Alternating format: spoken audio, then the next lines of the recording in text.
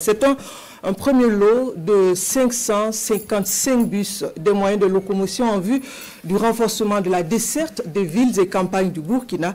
Le geste s'est inscrit aussi dans le cadre du soutien à l'initiative présidentielle pour une éducation de qualité pour tous. Le Premier ministre vient de procéder à la remise des nouvelles acquisitions, le compte-rendu de Daouda Ouattara ou Moussissé.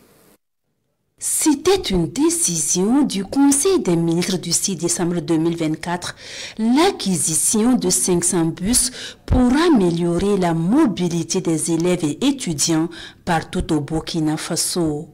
Aujourd'hui, c'est 155 bus qui sont remis par le chef du gouvernement Rim Talbachan Emmanuel Ouedraogo à la Sotraco. Au-delà bien sûr de ce groupe spécifique des élèves et des étudiants, il s'agit donc d'améliorer la mobilité de tous les citoyens burkinabés.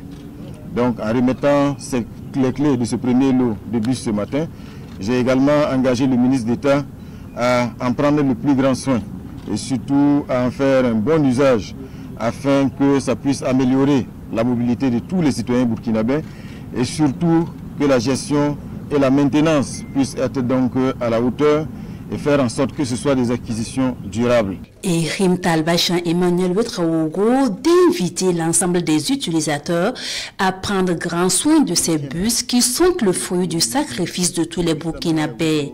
Le chef du gouvernement ajoute que les 375 bus restants seront livrés d'ici la fin de l'année 2025. C'est une acquisition historique parce que depuis que la Sotraco existe, elle n'a jamais eu un parc aussi fourni en bus.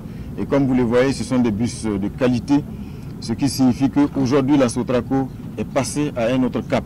Donc le défi aujourd'hui au niveau donc de la Sotraco, du ministère en charge de la mobilité, c'est de faire en sorte donc d'instituer un schéma de gestion qui soit non seulement performant, qui permette que ces bus-là soient donc en service le plus longtemps possible. L'acquisition de ces bus est entièrement financée par l'État burkinabé à plus de 44 milliards de francs CFA hors taxes avec l'appui financier du groupe Vista Bank.